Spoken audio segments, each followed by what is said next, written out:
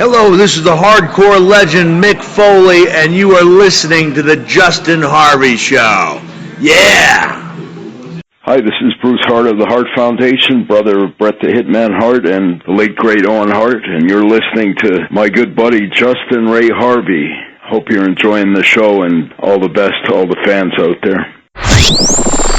Welcome. It's time for the hottest internationally known podcast that is endorsed by some of the biggest names in the world of martial arts and entertainment. The Justin Harvey Show has interviewed some of the biggest stars from movies like Blood Fist, Bloodsport, Kickboxer, and Teenage Mutant Ninja Turtles. This show provides some of the best sound quality and interviews on the web. So sit back and enjoy. You won't be disappointed. So without further ado, here is your 2015 Hall of Famer and host, Justin Harvey. Hello, ladies and gentlemen, and welcome to the Justin Harvey Show, episode 99. This is the first show of 2015, and what better way than to bring back my good buddy, the one, the only, Bruce Hart. How are you doing this evening? I'm doing good, Justin. Happy New Year, all your listeners, and to you, too. I appreciate being invited to come on. It's always an honor, and I look forward to having a nice conversation with you. Oh, absolutely, Bruce. And you know, I want to go on public on my record here on my show and apologize for the mix-up on the dates and everything. So, not a problem for me. I'm happy to try to adapt to whatever. Not a problem. And before we get to questions and your thoughts, Bruce, I wanted to share something with you. Well, actually, two things here, real quick. I told my mom and my family about whenever Owen Hart gets into the WWE Hall of Fame, that you actually told me that you want me to be there. My family was absolutely thrilled to hear that. Yeah, I'm certainly advocating and endorsing and hoping that my brother Owen is inducted hopefully this year into the WWE Hall of Fame. You know, I've proposed that to the powers that be in the WWE, and I hope they choose to honor Owen. You know, I know it would mean a lot, and I also staunchly advocate the induction of two other old Stampede friends of mine and family members, the British Bulldogs. They are very worthy candidates too, so I hope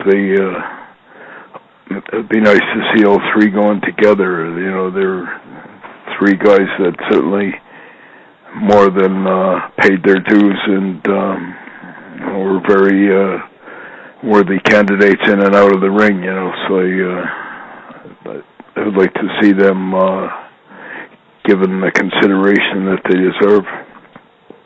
Oh, absolutely, Bruce, and I know you've probably heard about this, but I wanted to share this with you personally.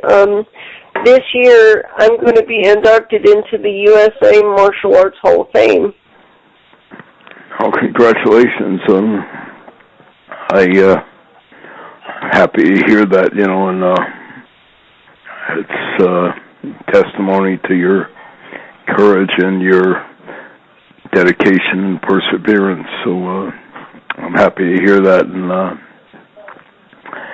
like to publicly congratulate you. It's a huge honor, and I hope that goes well for you. You know, my congratulations, and I'm sure my whole family would second that opinion. So thanks for letting me know, Justin.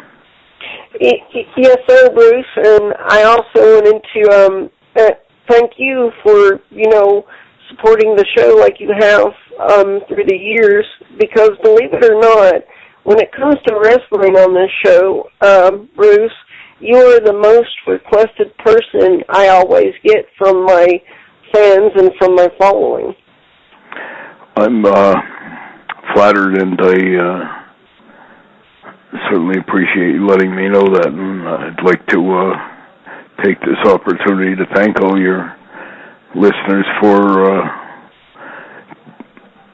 giving me their support, and I'd like to take this opportunity to wish them all a very happy and fulfilling 2015.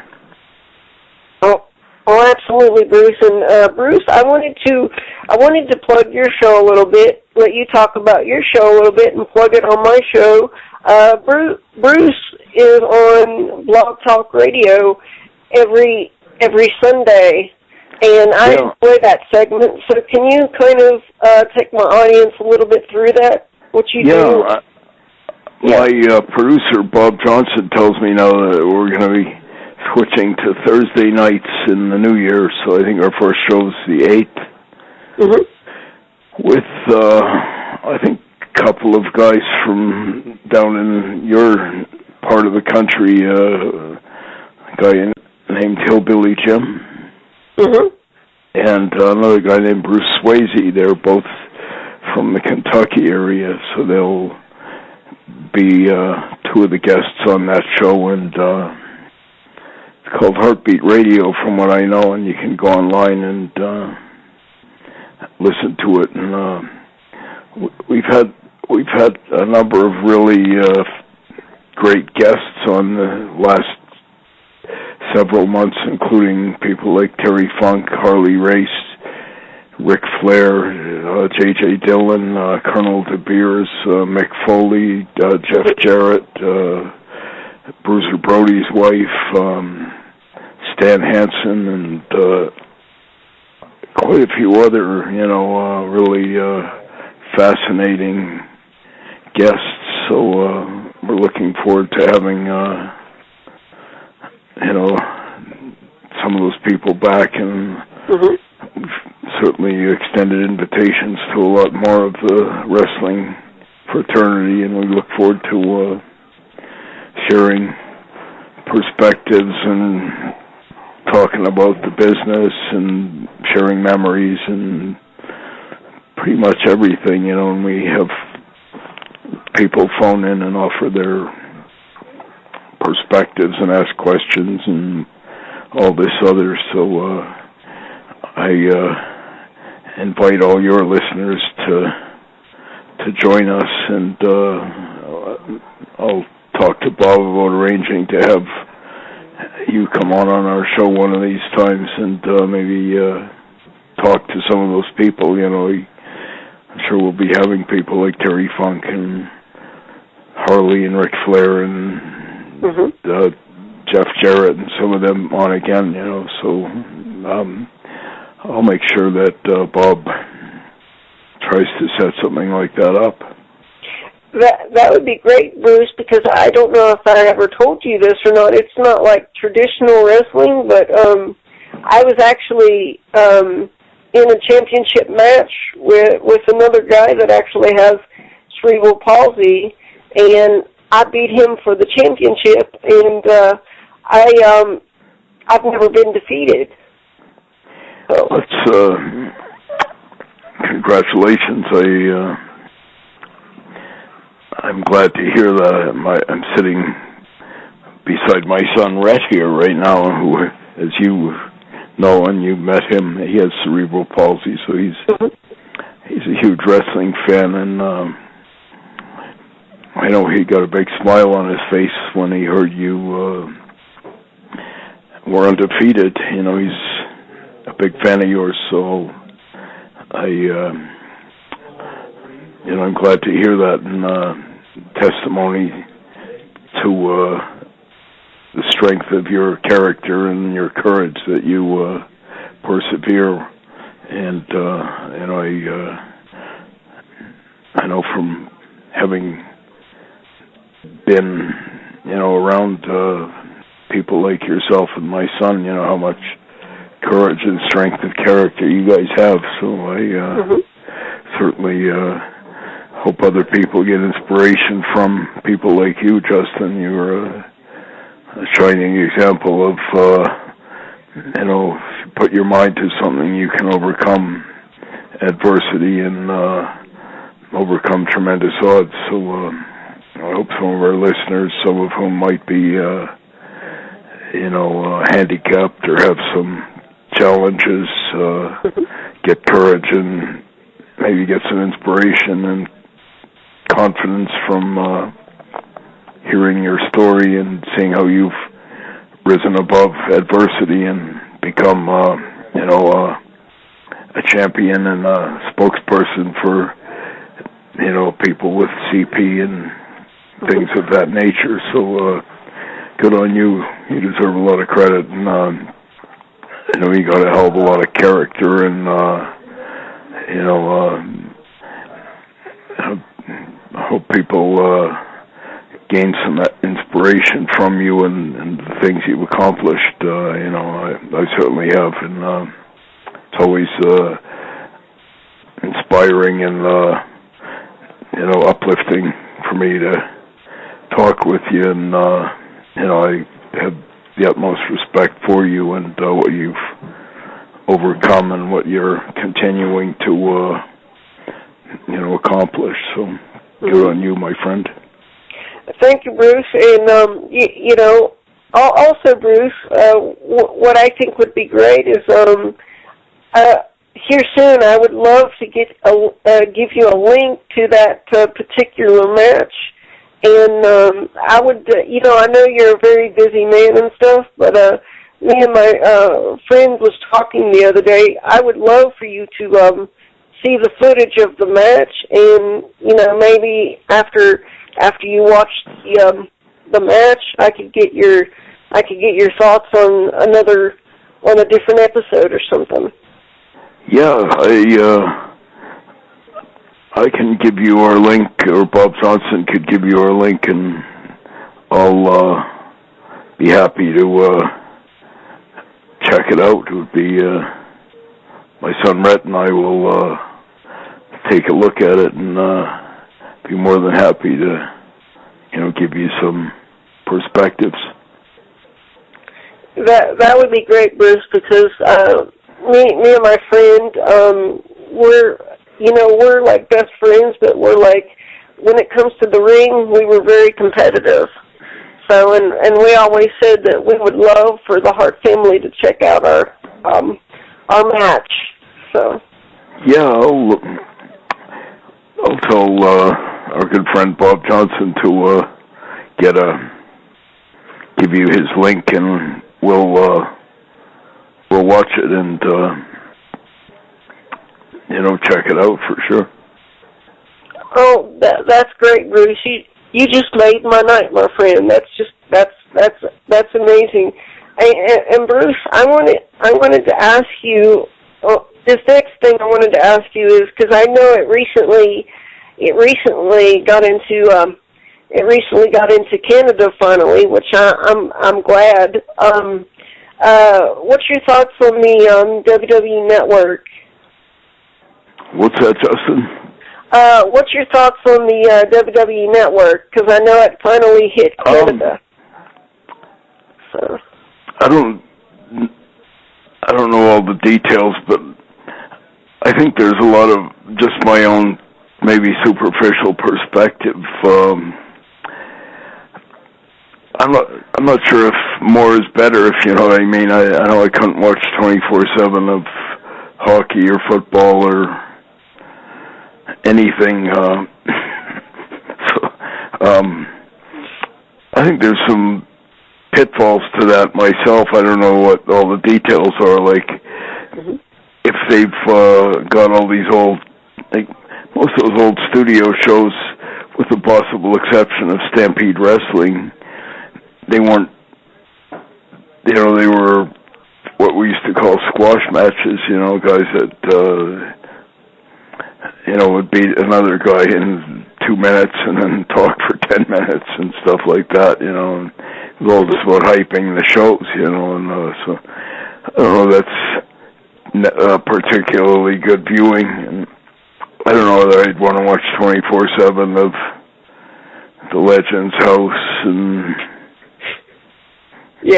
all like that. You know, I think it's probably a good deal. Maybe, I guess, if you bought it now. I wonder how they're going to sustain it a year from now. Like, what are they going to show people when? You know, you will already have seen all the previous editions of WrestleMania and all the other pay-per-views and all the other. You know, I don't know why you'd be wanting to watch it a year from now. You know, what else are they going to drag out of the mothballs of the? I don't know. You know. Maybe there's some hidden vault of awesome matches from the 1930s from, somewhere we don't know about or something. But I don't know. I'm, of the opinion that,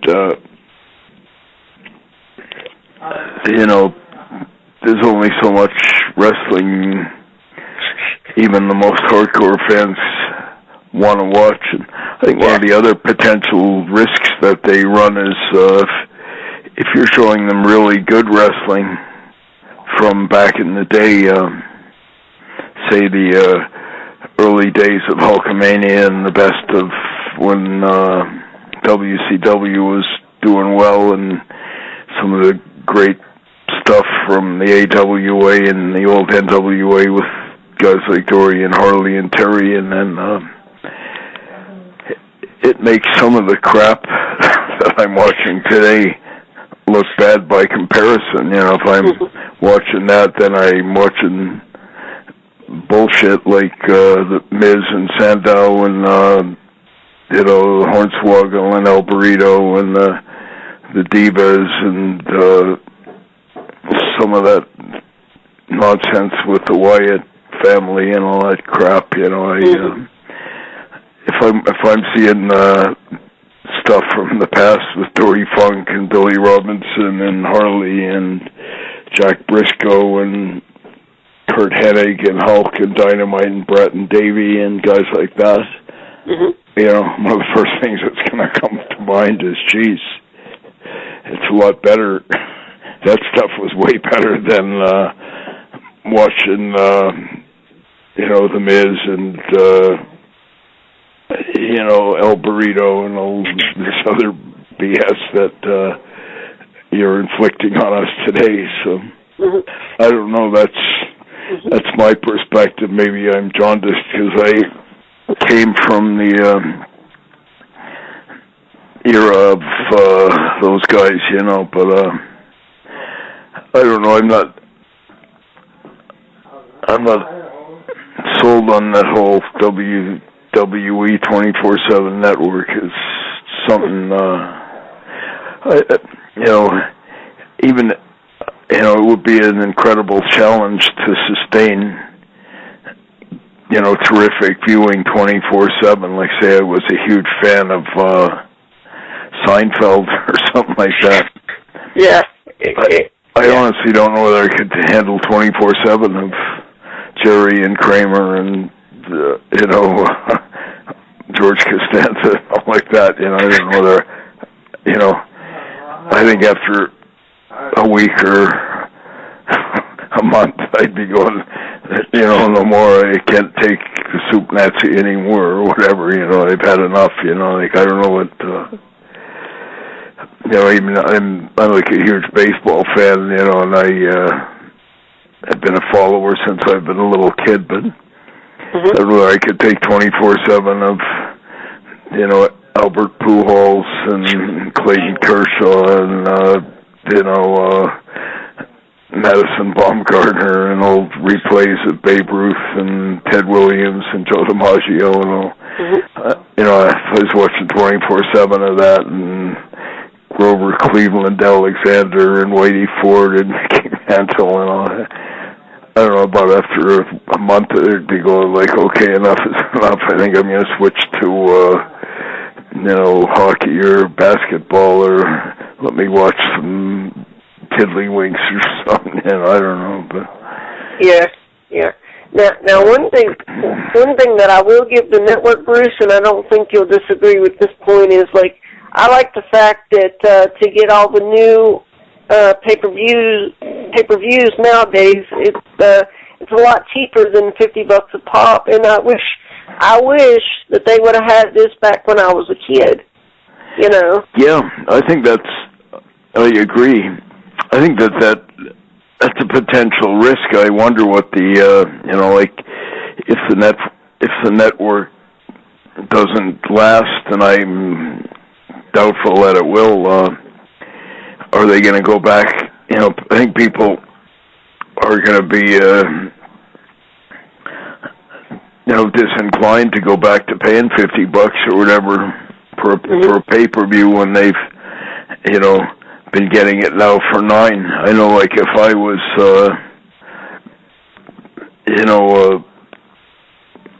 selling some product for about 20% of what it used to cost, I probably would buy it, but if they went all the way back up to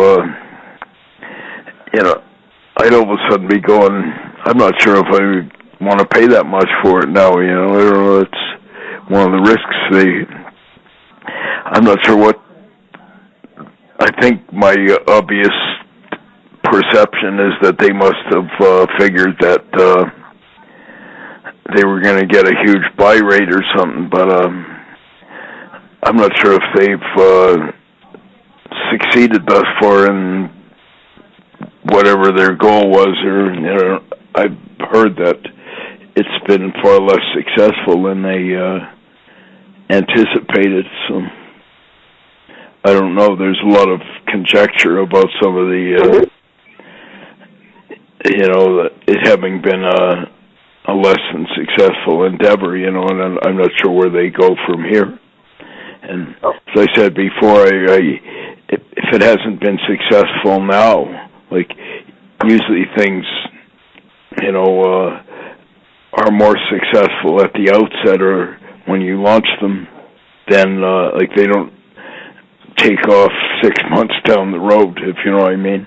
Like if it hasn't been, really become a pronounced success already, I don't know why it would, sales would take off, say in June or something like that. There's no conceivable reason, as far as I can fathom, why the WWE Network's gonna do a lot better a few months from now, whenever, like if it hasn't already taken off now, so.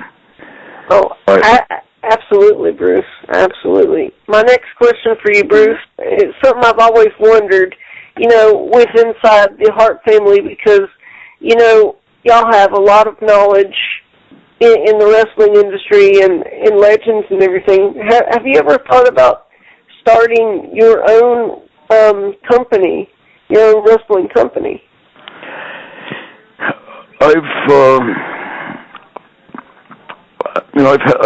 given that a lot of consideration. I think if the situation was right,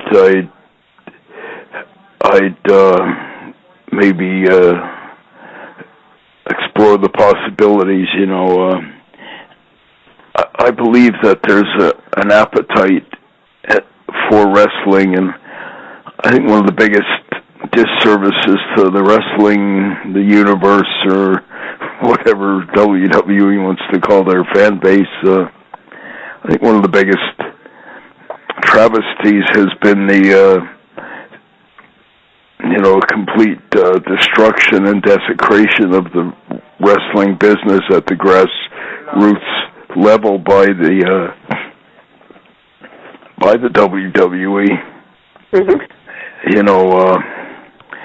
I've said it for years, back in the day, if you were a wrestling fan, you could go back in the day of the so-called territories, but if you were a wrestling fan in Western Canada, or you were a wrestling fan in Texas or Tennessee or Florida or Georgia or Carolina or Texas or Minneapolis or wherever, you could go every week, if you were in a big city or if you were in some surrounding area, you'd probably drive in and not too far and see a show every week and indulge and cheer and feel like you were part of it. And, that's not the case, If I'm a hockey fan or if I'm a baseball fan and the same had happened with those sports as what happened to wrestling, I would be decimated, and to the point where I probably would have turned off those sports if I was, say, a big fan of, say, the Nashville Predators, and then they were taken away, and they came once a year, which is sort of about what they do in Calgary or most places. They maybe go to some of the bigger places 2 or 3 times a year. But if I'm a fan then, and I can only go once or twice a year, it's going to probably turn me off that sport, or I'm going to, opt for other means of entertainment, and I know from personal experience, like the wrestling fans in Calgary, for 40 years, my dad was running, were getting guys like Dynamite and Davey and Brett and Benoit and Owen and Pillman and Jake and Junkyard and Schultz and Honky Tonk and Jushin Liger every week. And you could go down there for $5-6, and the atmosphere was incredible, and you could indulge and cheer for your favorites and meet them and all of that, and nowadays you go maybe once a year, and it's sort of this sterile show where if it's not a pay-per-view or a TV taping or something like that, half the time they don't even put out any effort. It's kind of like just go through the motions, and so if I'm a fan, I'm going like, geez, I feel like I've been really shortchanged or deprived here, and I think WWE needs to re-sow the seeds at the grassroots. You need to not just to sustain the fans, but to sustain the talent. That's where all the talent came from back in the day. Can you imagine, Justin, if say, the same type of thing had happened, say, with the NFL or the NBA, and they decided that, all other forms of football and basketball were competition to them, so they had to get rid of them. So all of a sudden the NCAA and all the other smaller means of watching football and basketball were taken away from them. And then they all of a sudden said to all the people in Carolina and Tennessee and Georgia or wherever, no more. The only time you can watch football is maybe once a year in an exhibition game in some big city like Nashville or something. But aside from that, there will be no more live opportunities for you to watch this. That's pretty much what's happened to the wrestling. But not only has it been on affront to the fans, but it's also it's really decimated the talent base. Where back in the day, there, as you probably know, and a lot of your listeners probably know, when there was 20 or 30 promotions, every one of those promotions had some great talent. And they kept perpetuating, and that's like when WWE was getting, when they launched, their promotion in the 80s, big time, all those guys, there was way more talent then than there is now. Guys like Hogan and Flair and Kurt Hennig and Dynamite and Davey and Brett and on, you know, and there was, you know, places, you know, when those guys had their run, they should, you know, they should send them somewhere else. Mm-hmm. You got so many guys in WWE right now that are stale and stagnant, but they have no place to send them. So you just keep them around and switch them back and forth from heel to face and face to heel, and you know, change their roles. You know, everyone from Cody Rhodes to Sandow to Mark Henry to Big Show to you know, they all been different roles, and bad and good and good and bad and stupid and smart. You know, and it's got to take its toll on. You know, in the old days, it used to be exciting to me when a new star hit the promotion. Mm-hmm. You know, to me, it's a complete aberration and a completely, you know, backward way to be introducing guys, where you show them all on NXT for 2 or 3 years, and then you bring them up to the, you know, to me, you've taken all the intrigue and the novelty away. Like back in the day when you brought a new guy into the territory, you know, and they were like, you know, like they hit the bad guys they reminded me of the shark in the movie Jaws, you know, like, you know, they were scary and everything, like, whoa, you know, Bad News Allen, or you know, one of the Abdullah the Butcher types, and that was all part of it. But if you're a fan and you've already seen them for 2 or 3 or 4 or 5 or 10 years on Nexus, which unfortunately, you know, they've got them on there for so long, it's almost like there's no big deal when they make it to the WWE. You're saying, oh, that's so-and-so. He was this, and then he was that, then he was bad, then he was good, then he was gay, then he was straight, or whatever, you know, in NXT, you know. Like, but those are all things that I think they need to re-examine, and, you know, I don't know whether they, you know, have any, I don't know whether they think that everything's, you know, perfect as it is right now, or I don't know what, you know, I don't profess to know anything about the way they think or operate, but that's just my perspective from having been around the business, you know, and but I think there's a lot of things that need to be fixed,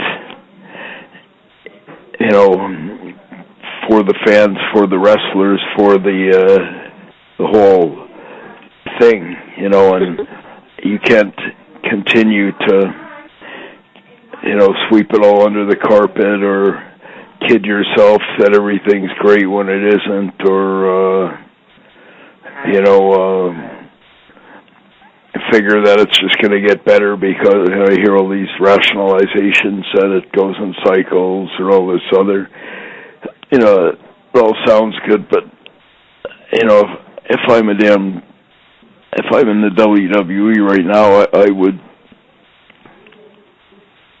I would be seeking to make some fairly significant overhaul of the way they operate, you know. The fact, you know, that they, you know, my estimation, there's very, very few really, you know, kind of top-notch guys on their way up. Mm-hmm. You know, they've destroyed the means of producing them, but, you know, and it's not a very safe, you know, kind of method, in my estimation, where you have to keep relying or falling back on, say, The Rock, or bringing back The Undertaker, or, you know, hoping that Daniel Bryan's next, you know, healed, or bringing back, you know, Shawn Michaels or Steve Austin, or, you know, if the NFL was doing that, Jason, you know, Justin, I mean, if the NFL was,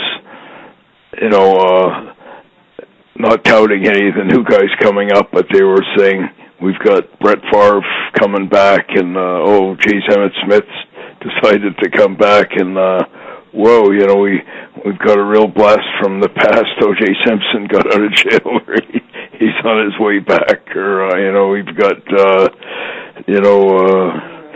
Troy Aikman's coming out of the broadcast booth to play in the Super Bowl game, and I think we can convince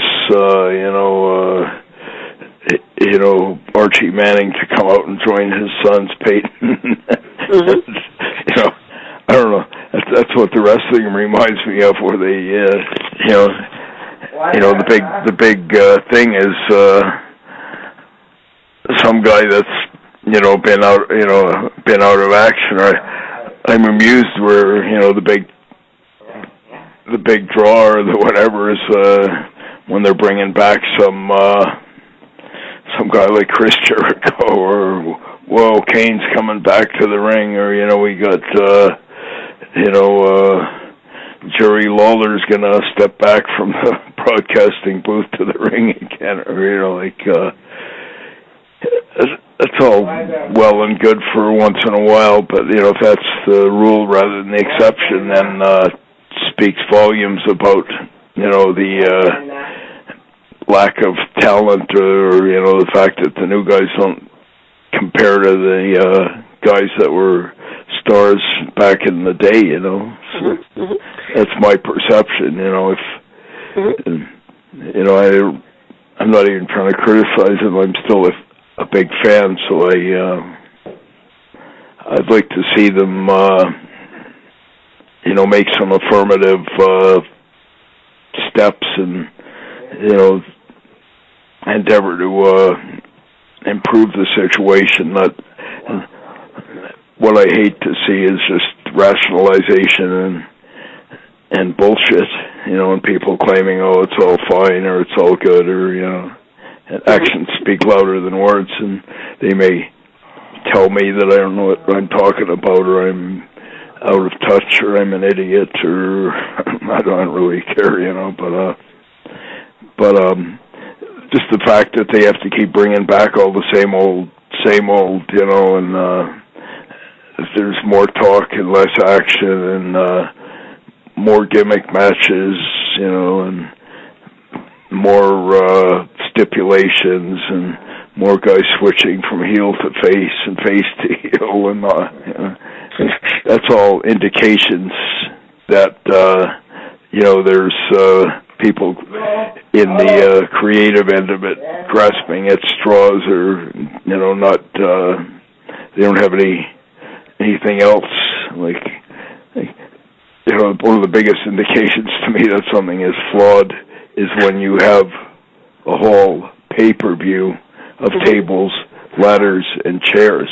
It defeats the whole purpose. The only reason that you would have a single match, much less a whole card of that bullshit, is because there's some, big perceptible build-up, and this is the only way to resolve this impasse, or this, situation that has been built to the boiling point. So now you have to have a cage match, or a ladder match, or a table, or some such thing. But when you're having a whole card of stipulation matches between a bunch of guys who don't even have any perceptible issues with each other in the first place, then it contradicts the whole purpose of the whole endeavor.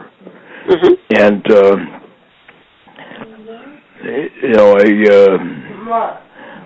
I'm surprised that somebody needs to even point that out. I know when I was booking up here,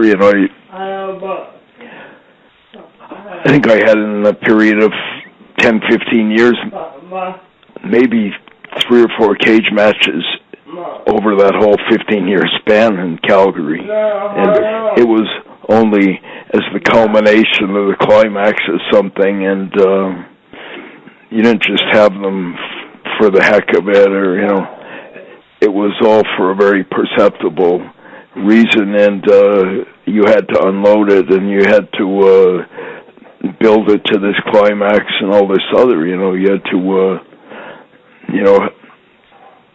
have consequences and resolutions for what you're doing. You didn't just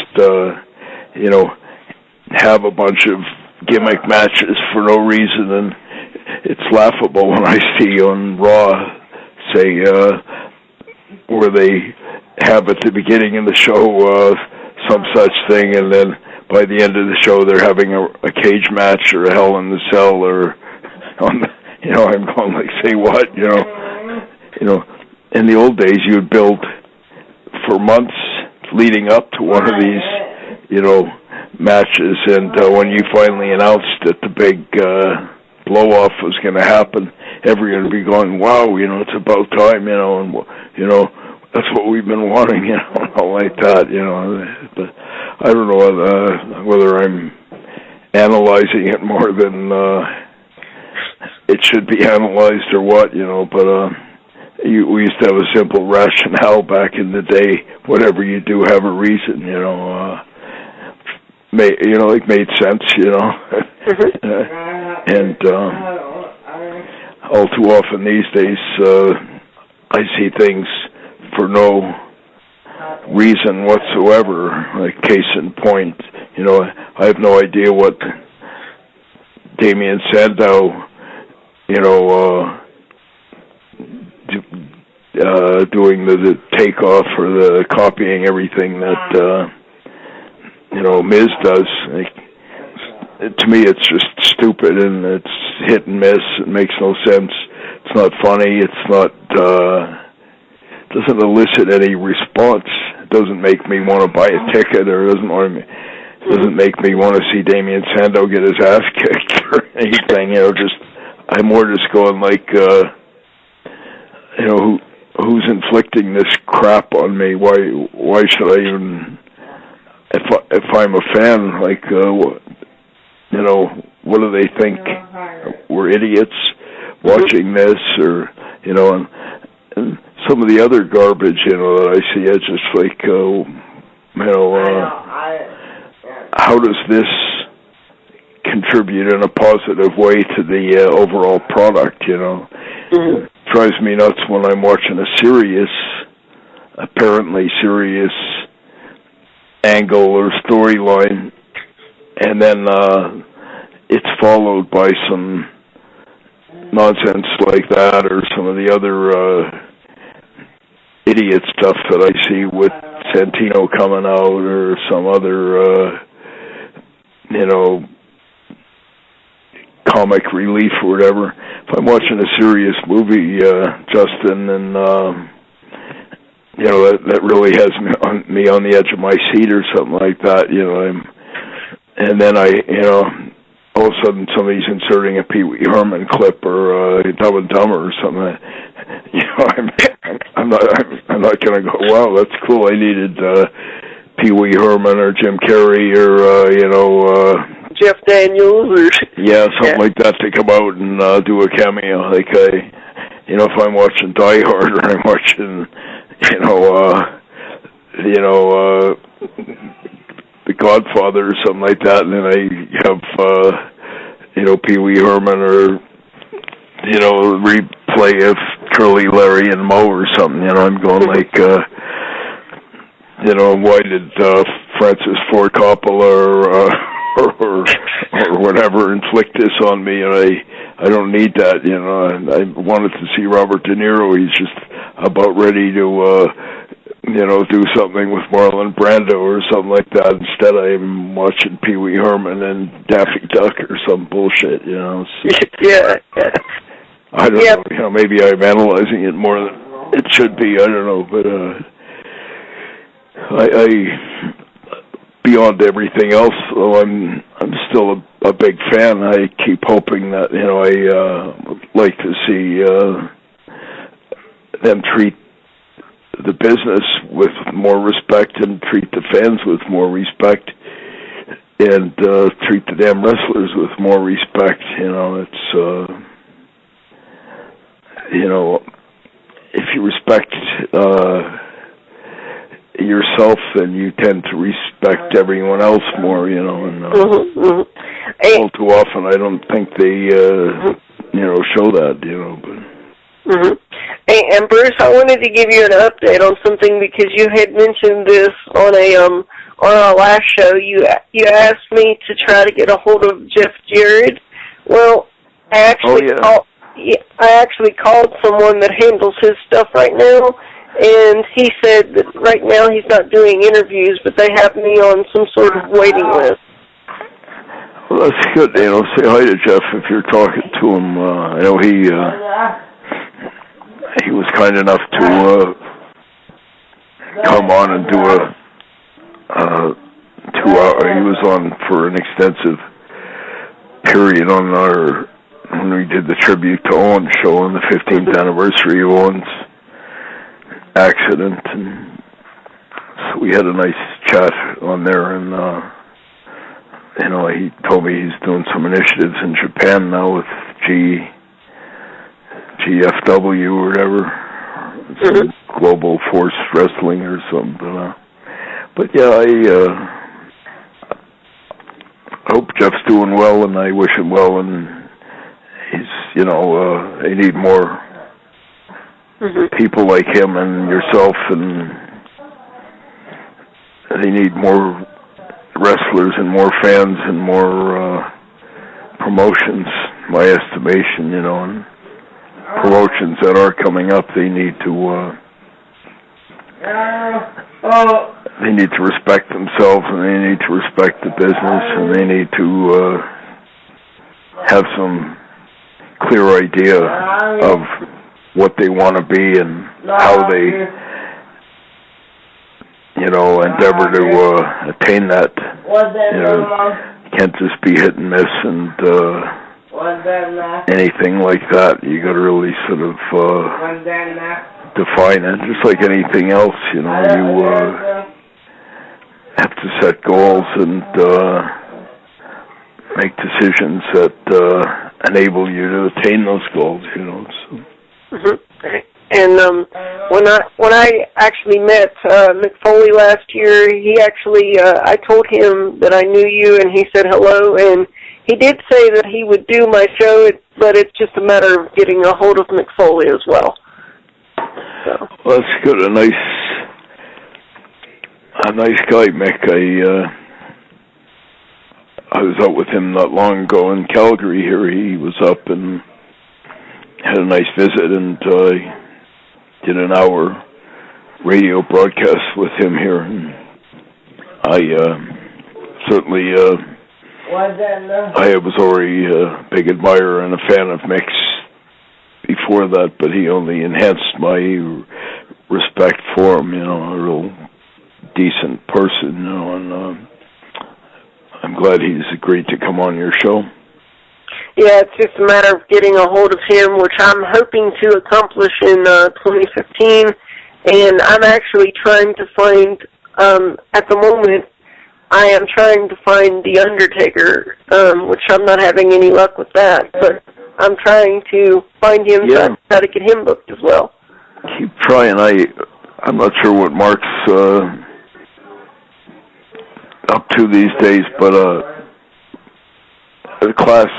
classy, one of the most respected guys in the business, Mark Calloway, or The Undertaker, so I'm sure if you get a hold of him, he'd probably be, happy to oblige you. He's a bit reclusive, I hear, doesn't make a lot of public appearances or whatever, but certainly a class act, Mark, and I'm sure he will treat you well if you get a hold of him.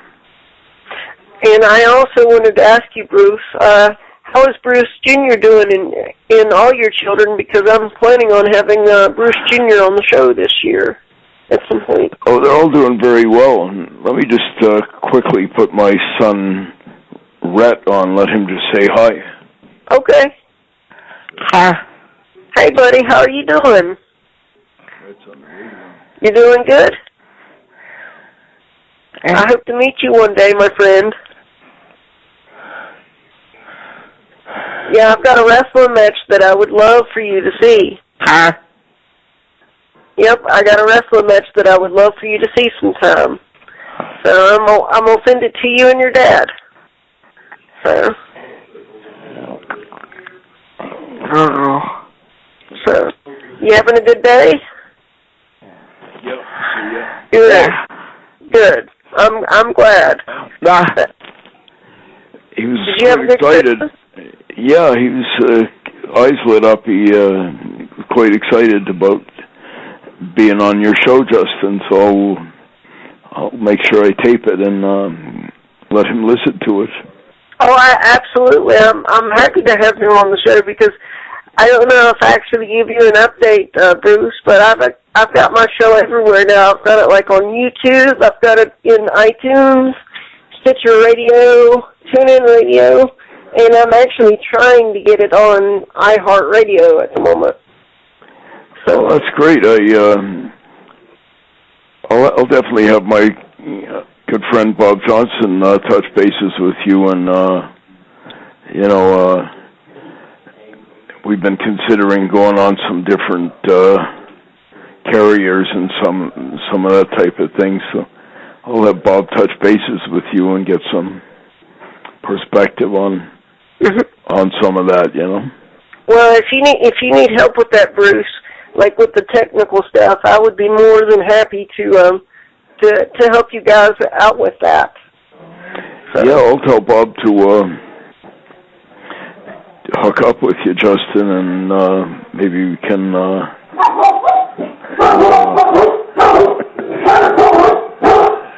My apologies to your listeners. This place is going to the dogs. All my dogs.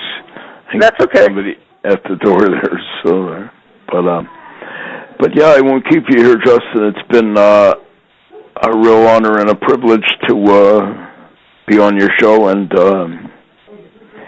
I look forward to having you on our show, and I'll definitely check out your show on online. Maybe you could give one more time, throw out the information for your listeners and any of our listeners, Justin, the name and any of the links that you feel that they would be able to hook up on your show from. Okay, you can find the Justin Harvey Show in iTunes, and you can also find me on YouTube, TuneIn Radio, Stitcher Radio. But what I will do, Bruce, so that you don't miss this show, is I will make sure and personally send Bob a link to the show so that you do not miss it. So.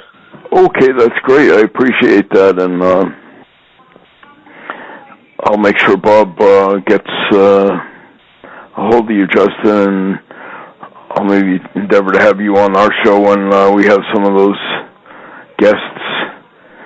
I don't know, we've got a bunch of them lined up, including people like Hillbilly and Bruce Swayze, and hopefully people like Terry Funk and Harley and guys like that. So it'd be nice to have you on the show with some of those people.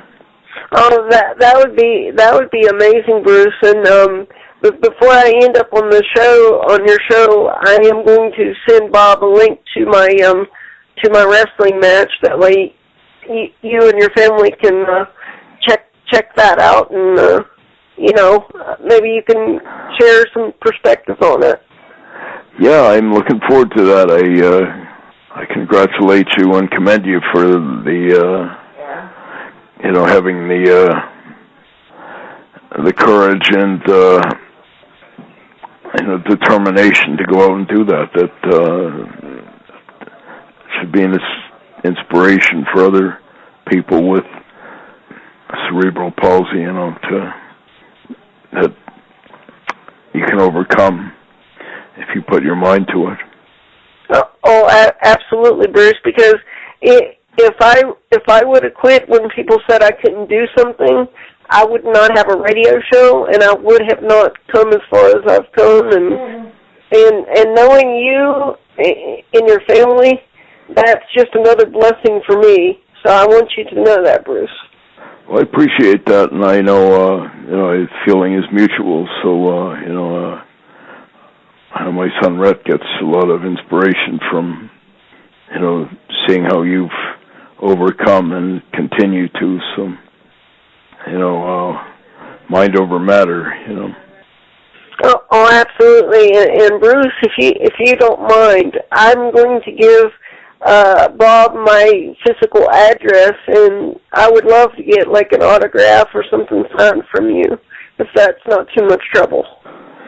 Yeah, I'd be happy to, Justin. I'll get a hold of Bob and definitely be happy to accommodate that. I appreciate it, Bruce. And my last question, it's not wrestling related, but how is your teaching going? Oh, good. I'm still teaching. I teach history up here and also some phys ed. So, but it's going well. I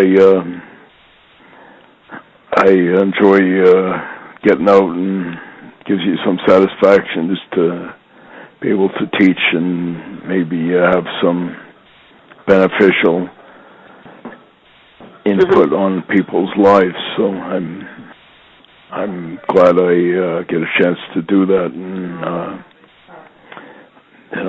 gives me some intrinsic satisfaction just to be able to maybe help some people. Oh, absolutely, Bruce, because you are one of my heroes. You know that, right? So.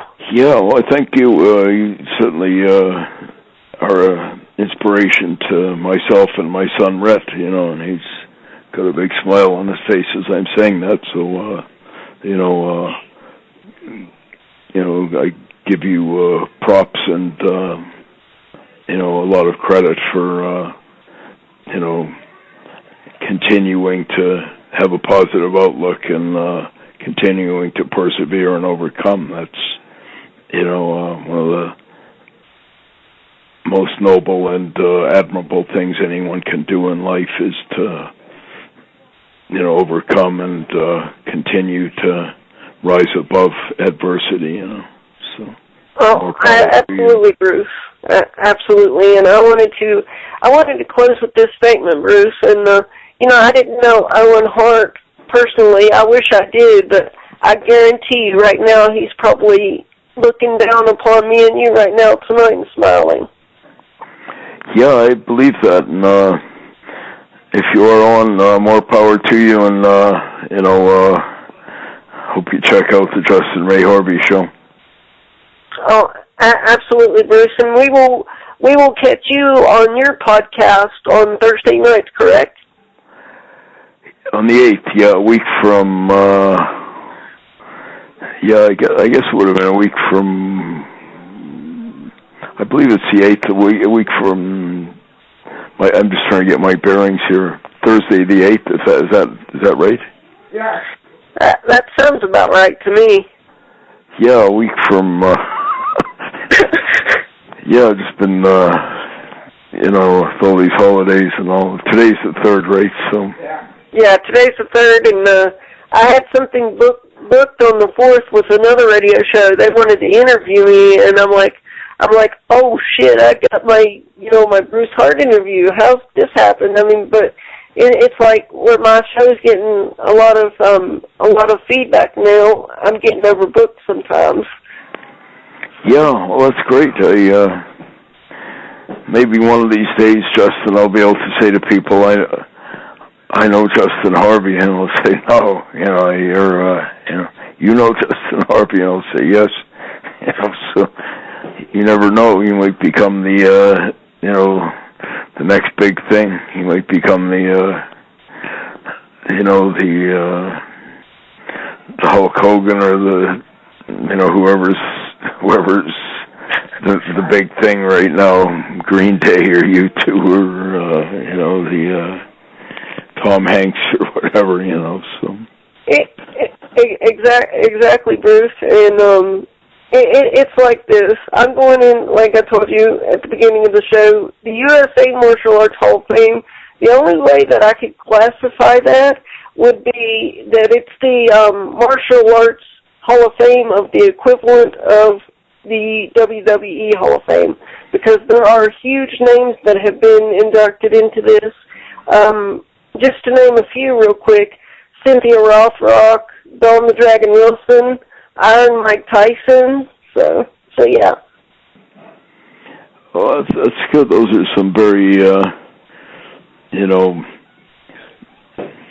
famous, legendary people. So I'm glad to hear that. And they should be honored to have a person with your courage and your character in there too, Justin. So good on you and good on them. Oh, absolutely. And I have a feeling, Bruce, that Owen Hart's going to be inducted into the WWE Hall of Fame. But here's the thing, Bruce. He should have been inducted a long time ago. A long time ago. Yeah, and I certainly, I publicly say I endorse and hope that his induction is forthcoming. So. I think what we need to do, Bruce, me and you need to start like a campaign online and get a bunch of fans like myself to actually contact, WWE and, say, hey, put Owen in the Hall of Fame, and maybe they'll get tired of listening to us and do what needs to be done. Yeah, well, I certainly, endorse an initiative like that if your listeners are, inclined, I'd be happy if they, put in a word for Owen and the Bulldogs. They're all most worthy candidates for the Hall of Fame, and, if they maybe, tweet or text or however they impart that to people in Connecticut, it might happen, So hopefully, I'd appreciate any input from any of them. Oh, absolutely, Bruce. And I got to say, Bruce, I'm hoping this year in 2015, I'm hoping that somehow you end up in my neck of the woods in West Virginia somehow. I'm really trying to work on that as we speak to try to get you down. Yeah, well, as Sean Denver says, almost heaven, West Virginia. We'll see if it comes off. Because actually, I know I have a friend that's actually a promoter, and he loves wrestling. As a matter of fact, he said my favorite interview that you did, Justin, was the Bruce Hart interview, and I really want to talk with him to see if he can't get you booked for an appearance in West Virginia or something. Yeah, well, keep me posted, Justin, and I'll let you roll, my friend, and thank you very much, and all the very best to you, and Happy New Year to all your listeners. Happy New Year, Bruce, and I'm sure that this won't be the only time that you will be on the show this year. I'm sure you'll be back, because like I said, after you watch my match, I would love for you to come back on the show and share your thoughts with my audience. Okay, appreciate that, Justin. I'll look forward to it. All the best, my friend. All the best, Bruce. Take care, my friend. Thank you.